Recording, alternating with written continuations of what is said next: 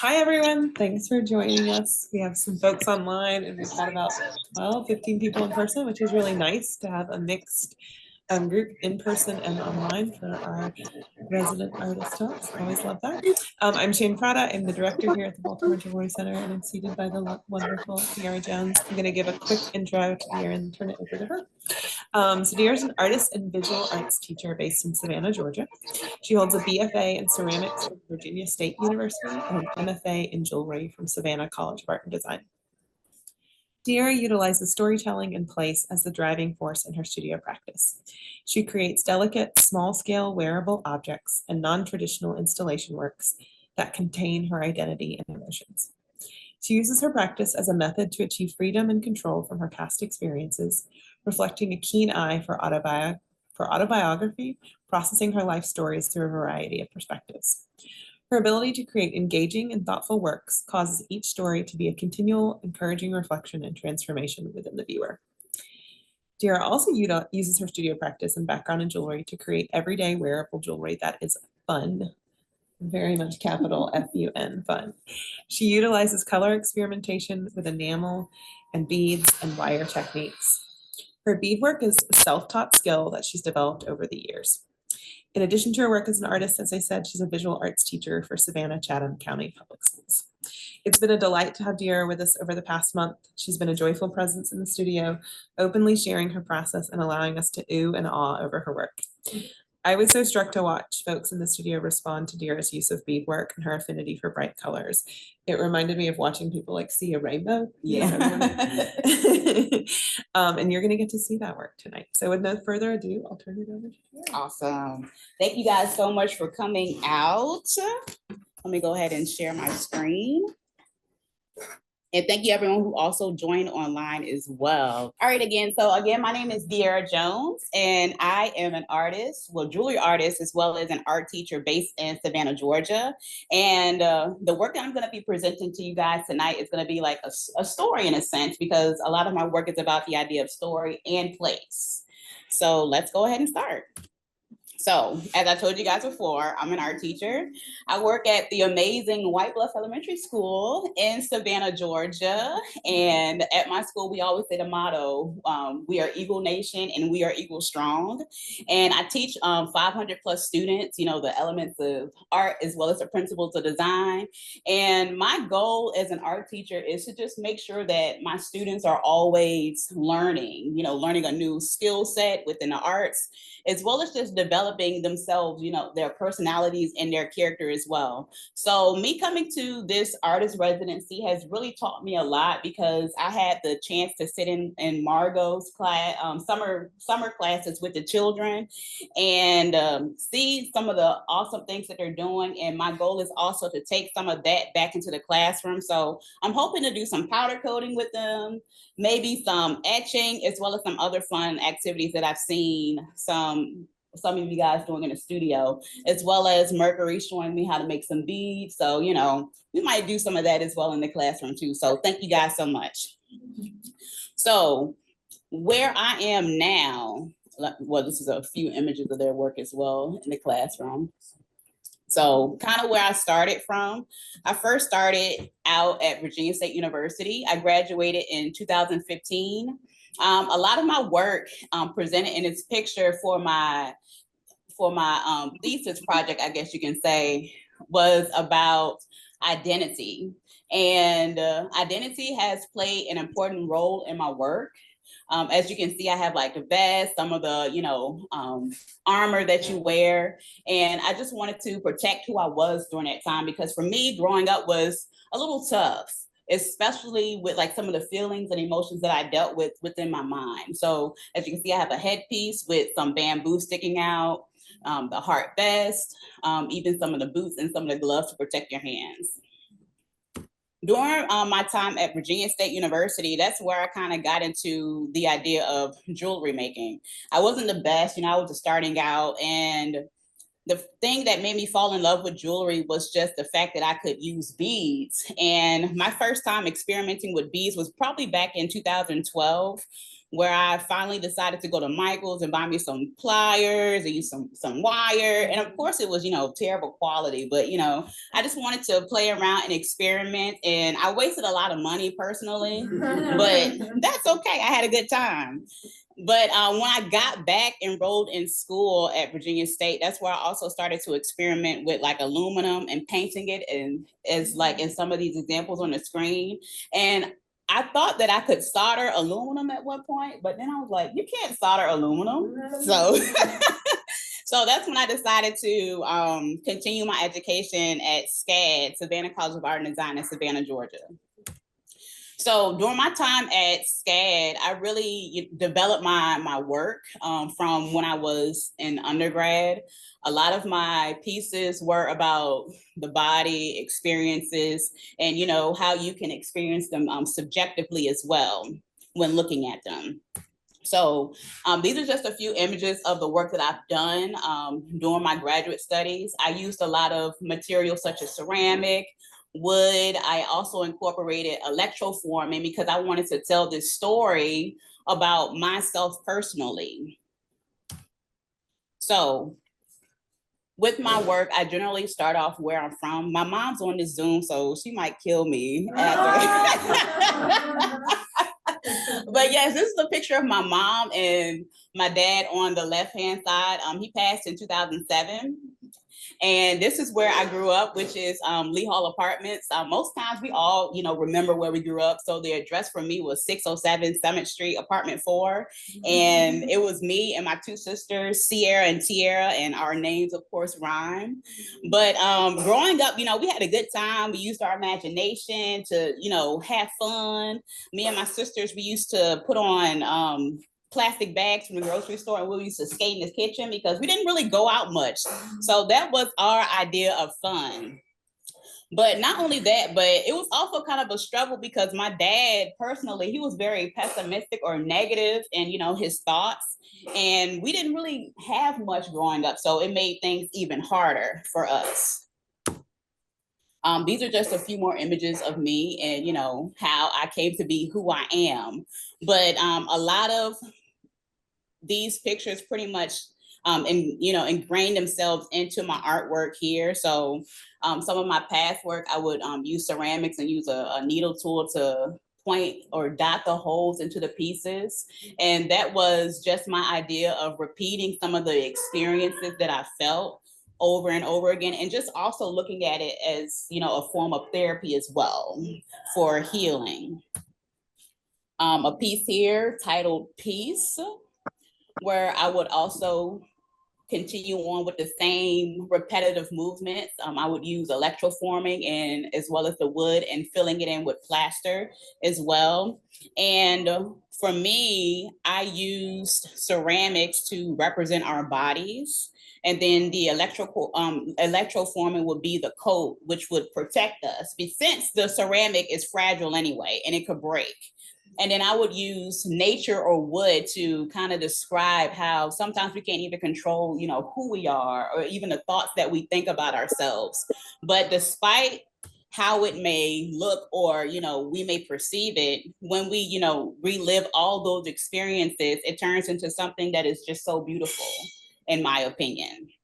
Not only that, but I wanted to communicate that no matter, where we're from or no matter what we go through, our identity is still within that place, no matter where we go or we may move to. So my identity is definitely in my hometown of Petersburg, Virginia, but it's also continuing on through other places that I go as well.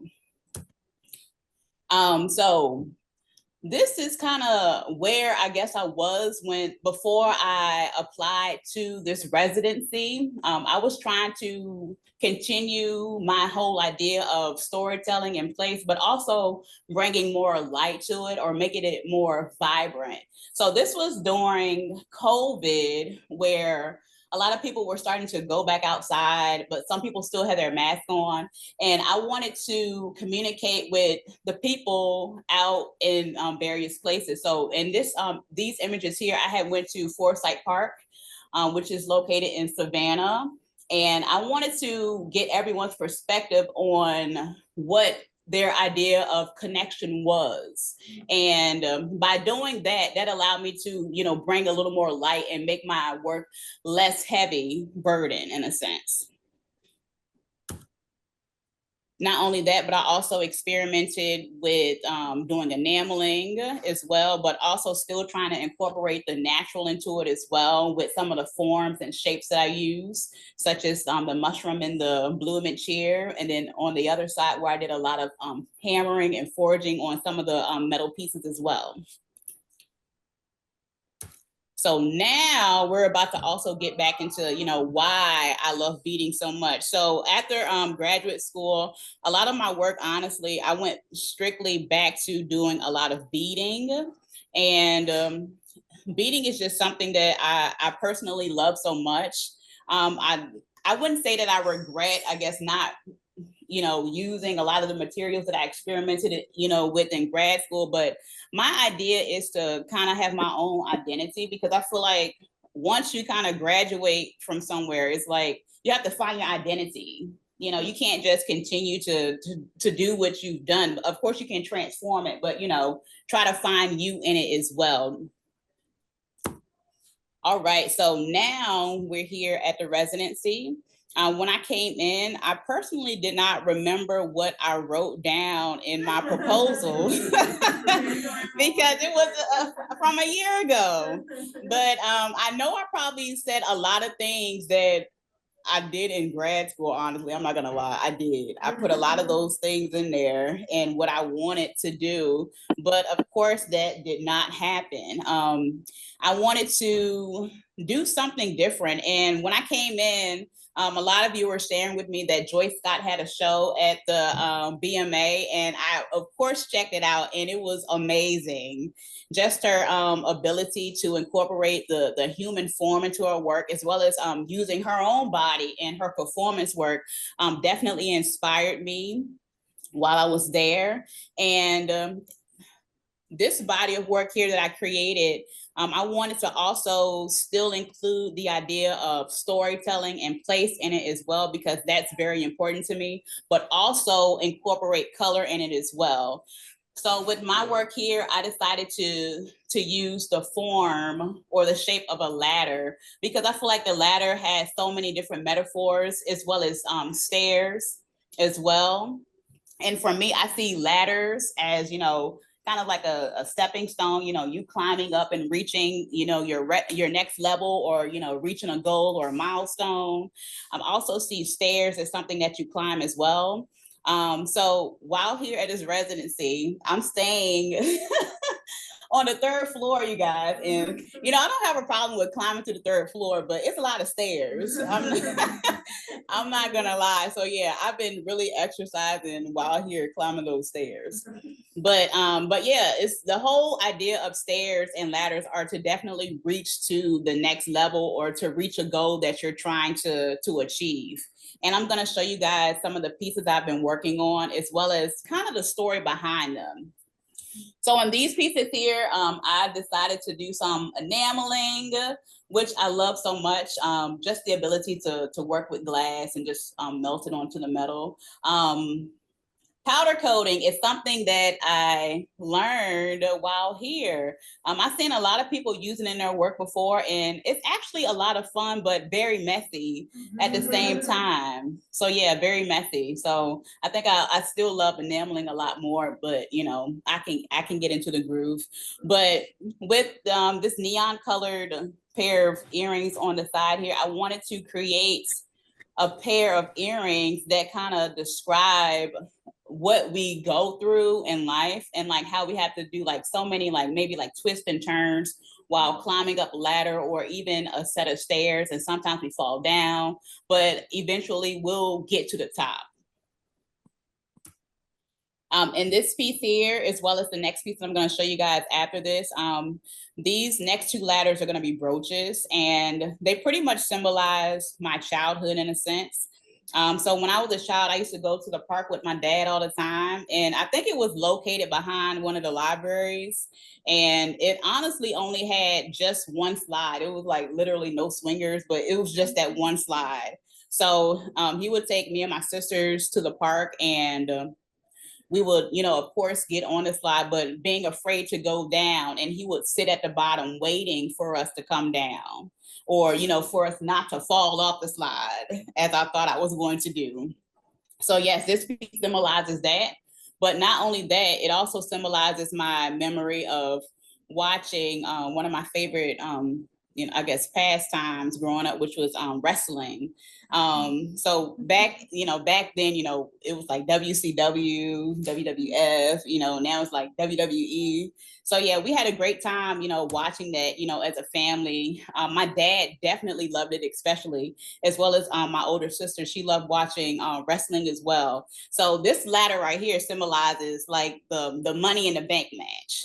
So I don't know if you guys are familiar with that, but generally the wrestlers would climb, you know, of course beat each other up, but climb to the top of the ladder and grab the suitcase, basically, because their goal is to eventually cash it in and, you know, win the title that they're trying to, you know, to get.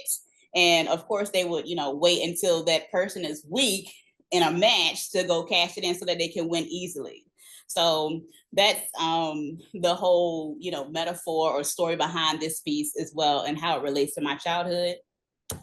And then another piece here are these earrings where I incorporated, of course, beading like the previous pieces and powder coating. And this piece here, I titled it The Man Upstairs, because a lot of people that I, you know, communicate with, they'll say, I would like to first thank the man upstairs, or, you know, referring to God.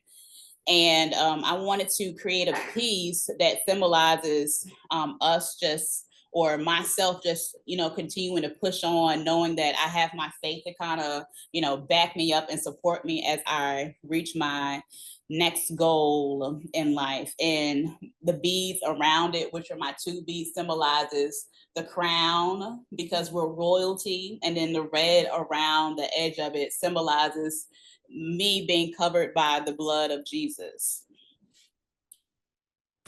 And that is the end of my presentation there. So if anyone has any questions, I would love to answer. Of the Baltimore Jewelry Center, she's coding you guys up because it wasn't close enough. I'm excited about installing them very soon. And I'm just thinking about how I'm going to display them as well. How do you choose the colors that go in between, like the spaces on the ladder? So with that, oops, sorry. It's okay. I never know what I'm doing on this. Can you still hear me on the Zoom? Okay, I think Shane, you might have to keep yourself. Okay. All right, so with my pieces,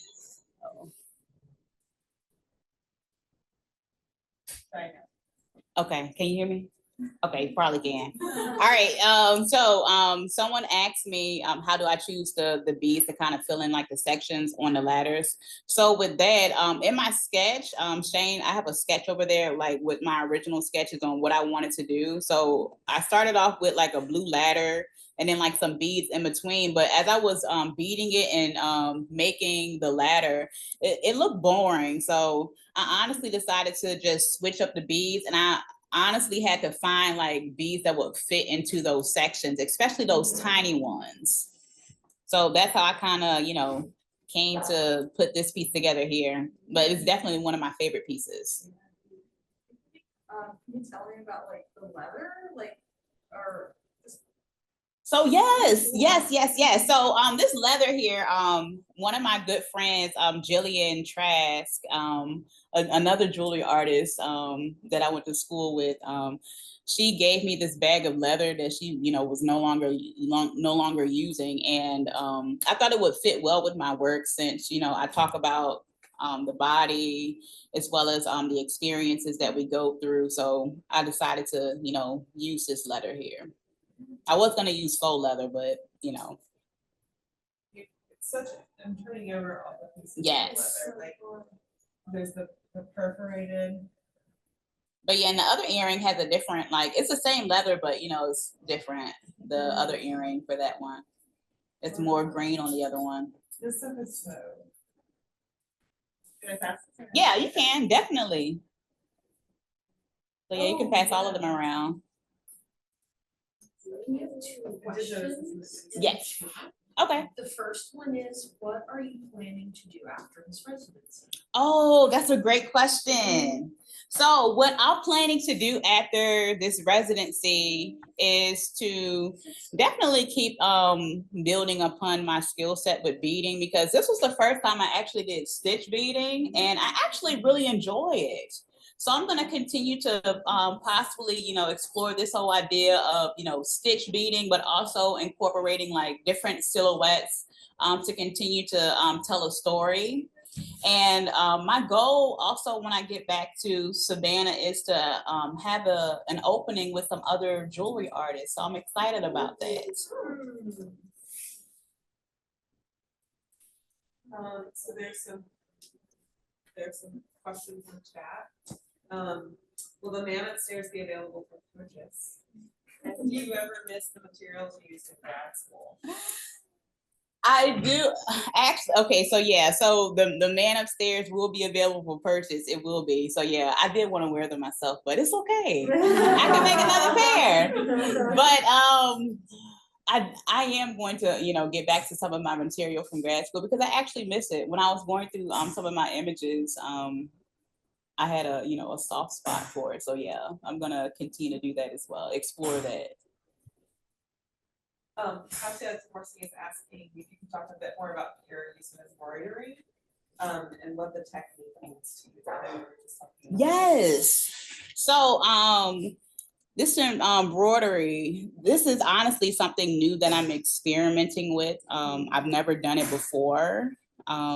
So it's just something that I'm still gonna continue to build upon. Usually when I'm doing a lot of my beaded work, I usually build like a wire structure with brass wire, then I'll layer beads on top of it and wire wrap in that sense. But this technique is something that I love actually. It's fun. So I'm gonna continue to experiment with that, but I don't really have a background in it.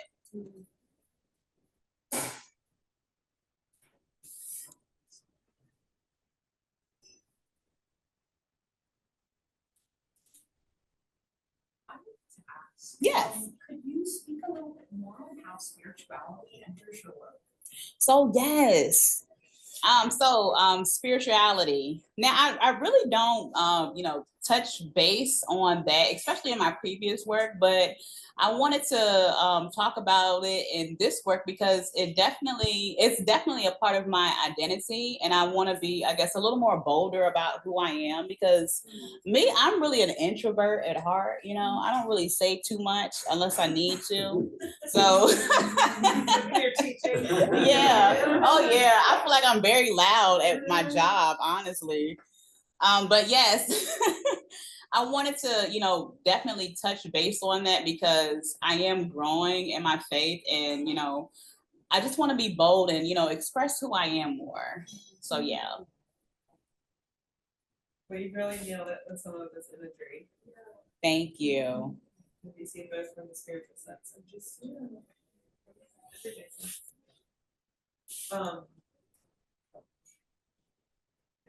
just the integration of the powder coating and the beads and the leather. So Yes, I love that. But yeah, I was gonna try it with enameling, but I didn't see that being successful because I felt like the metal was gonna warp, and then if it fell, it might eventually crack. This is just a comment, but Yes. as somebody who also really likes working with like imagery, the ladder is just so evocative and beautiful, and the way that, especially on those earrings where you come from twisted and kind of bent, that like visual metaphor is so strong. It like really, really excites me. Thank you so much. But yes, that's probably my favorite piece, honestly, my favorite piece. And I love these stairs as well. I love them. Well, and the choice of that. Now that was an accident. The color was an accident. I didn't know what it was gonna look like. Do we call that transparent? Yeah, you would call that transparent.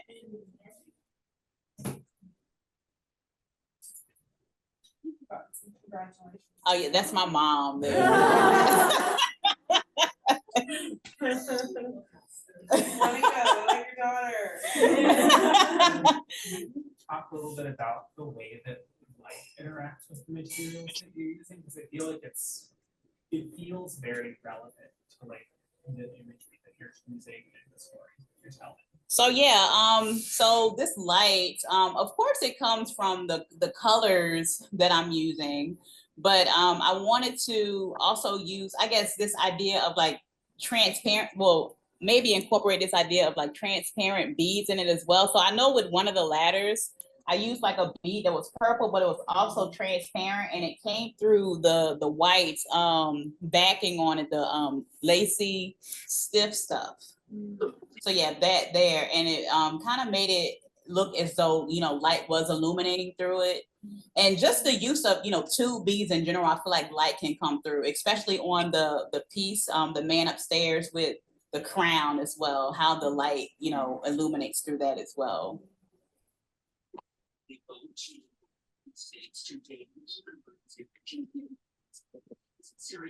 Oh, thank you. That's my Aunt Dorothy. So yeah. I'm so proud of you. Yeah. Great job. Keep following this. Yes. I agree.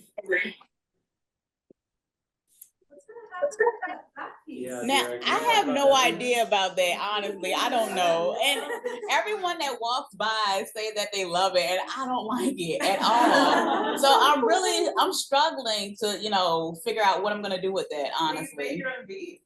It's like a toy, yeah. So yeah, I'm gonna see what I'm gonna do with that. I really am. Is that like a hanging ladder? So yeah, it's gonna be a hanging ladder, like when you go to the playground and how they have the rope ladders that you kind of, you know, climb up. That's really fun. Wow. So yeah, I'm looking at doing something like that. It's really interesting, like kind of touching back on what Margo was saying, all the different ways you've been able to represent the ladder as like a metaphor for you know what you're talking about in your work. And I think like it's interesting seeing the different iterations kind of coming Yeah. out, and like now this one is the least rigid of all the ones that you've made so far, and that it's like loose, you know, and hanging. I think that's kind of just interesting, the direction that's moving. Thank you so much. I appreciate that. But yeah, this residency has definitely helped me because this whole year I was, you know, trying to get my certification as a teacher. So I finally have it now. But throughout that whole time I wasn't really making anything. So it was, you know, kind of hard. Like I was making some things, but you know, I wasn't really focusing on, you know, too much of my jewelry. And this really, you know, gave me the ability to, you know, really see why I fell in love with jewelry in the first place, because it never left me. I just, you know, put a pause on it for a moment. I have one question related to the color choice question. Like I know that the triangular ladder you said was more based, like the color choice was more based on which piece could wear. Yeah. But the other brooch, the pattern of color there, was there any like particular meaning behind that? The dark colored one, or the pinkish with The pinkish one. the blue okay, one. so with that one, actually no, I didn't really have a so in the picture, like it was gonna be different as well. And I actually like this one a lot because of, you know, me, you know, going a different route in the color choice as well. So yeah, that was gonna be red and like green. But yeah, and I was trying to, you know, think about, you know, colors that, you know, attracts, you know, that children can like attract to, you know, like some of the secondary colors, and you got your red primary color. But I'm glad I went in this direction. Again, I pretty much found beads that would kind of fit into the slots that I've made. But I think it kind of worked well together. It's a beautiful color scheme. Thank you.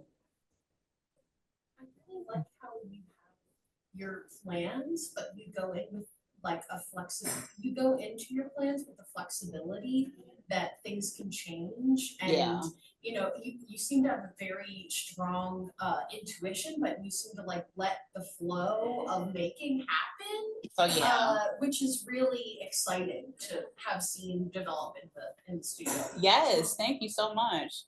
But yeah, day one when I came in, I was sitting down. I didn't know what I was doing actually, so I had to really think and then, just sketch out my ideas and, go from there. Good job. Thank you so much.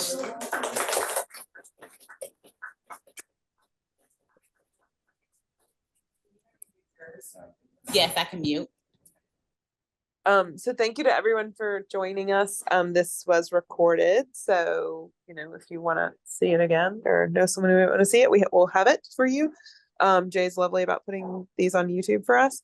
Katya said that she really just wishes she could see the work. I don't know if you'll be back in time to see it, Katya, but it will be up for at least 5 weeks. So this work, Dierra will be installing it over the weekend or right before the weekend. So definitely come down and see it in person. Yeah, bravo.